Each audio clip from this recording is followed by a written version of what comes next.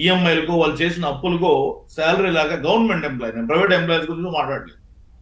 Government employees ఇబ్బంది పడుతూ ఉంటే 5 సంవత్సరాలు వీళ్ళు ఎలా అంటే ఒక సిస్టమ్ ఉంటుంది. ఇప్పుడు జడ్జి గారికి కూడా తెలుసు, మేము కేసు ఫైల్ చేస్తాం, దాని స్టెప్ బై స్టెప్ ప్రాసెస్ ఉంటుంది, we have to make it forward.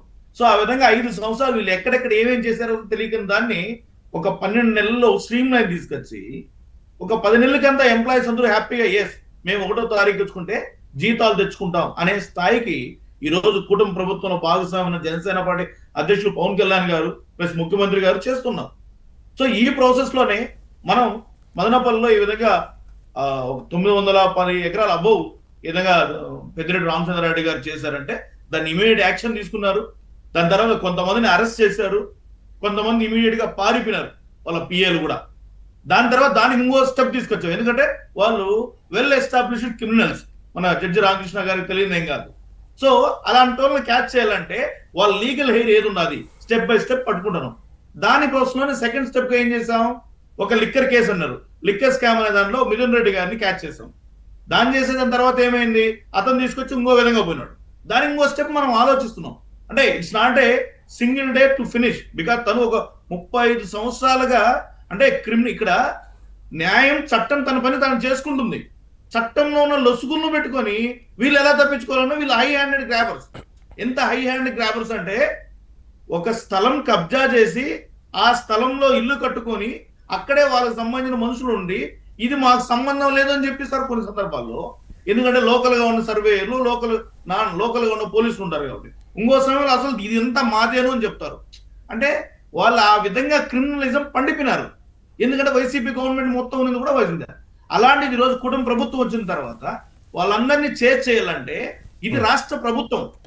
ఏదో పోయినామా నామకే అరెస్ట్ చేసామనేది కాదు కదా. ఒక ప్రభుత్వం ఒక ఎమ్మెల్యేని, అపోజిషన్ లో ఉన్నటువంటి ఎమ్మెల్యేని, సిట్టింగ్ ఎమ్మెల్యేని అరెస్ట్ చేయాలంటే there is a protocol, certain procedures we have to follow and also make sure తనే ఈ ఎవిడెన్స్ చేశాడు, తనలో దీనిలో అక్యూజ్ అనేది మనం ఐడెంటిఫై చేసుకోవాలి. దాంట్లో భాగంగానే వాళ్ళ కొంతమంది అనుచరులు, మాధవరావు అని నేను ఈ రోజే పీలర్ సైడ్ వెళ్ళింటే, నేను తిరుపతిలో ఉన్నాను, పీలర్ సైడ్ వెళ్తే ఒక అతని గురించి వినడం జరిగింది, తను జైల్లో కూడా ఉన్నాడు. సో ఈ విధంగా వాళ్ళ అనుచరులు పెట్టుకున్నాం, పట్టుకొని కేసులో పెట్టించాం, దాని దగ్గర నుంచి ఇన్ఫర్మేషన్ గెట్ చేస్తున్నాం. ఆ ప్రాసెస్ ఈ రోజు నెక్స్ట్ స్టెప్ కి వెళ్ళింది. నేను జడ్జి లాంటి రామకృష్ణ గారికి ఏం చెప్తున్నానంటే, మొన్న జనవరి 6వ తారీఖు కూడా మనం జనవరి వైకుంఠ ఏకాదశి అప్పుడు ఒక 6 మంది చనిపోయారు. చనిపోతే దానికి ఏం చేసాము, స్పెషల్ జ్యుడిషియల్ ఎంక్వైరీ చేసాం ఒక రిటైర్డ్ సత్యనారాయణ మూర్తి గారితో. Special judicial why don't you write in a such a way that, మీరు చెప్పండి. ఇప్పుడు మీరు అంటున్నారు ఏమని, లోకల్ గా ఉన్నటువంటి పోలీసులు, లోకల్ గా ఉన్న ఎంఆర్ఓలు వీళ్ళు ఇబ్బంది పెడతానే వీళ్ళతో పైకి వచ్చి చెప్తున్నాను అన్నాడు. మీరు యాజ్ ఎ జడ్జిగా, యాజ్ ఎ సీనియర్ గా ఆల్రెడీ మీరు కొన్ని సంవత్సరాల పాటు అతను బాధితుడు, మీరు గవర్నమెంట్ కు రిప్రజెంటేషన్ చేయండి. Form by one special revenue officer, one special surveyor. Manohar garu ఒకటి చెప్తా వినండి. ముఖ్యమండమే కాదు, ప్రసాద్ గారు సర్వే నెంబర్ తో కూడా ఇస్తున్నాడు.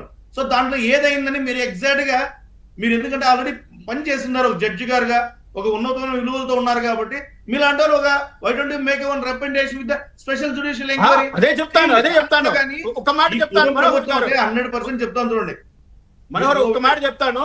మీరు రిప్రజెంటేషన్ ఇమ్మన్నారు కదా, రిప్రజెంటేషన్ ఇవ్వడము జరిగింది, దానికి తగ్గ సమాచారము తీసుకోవడం జరిగింది.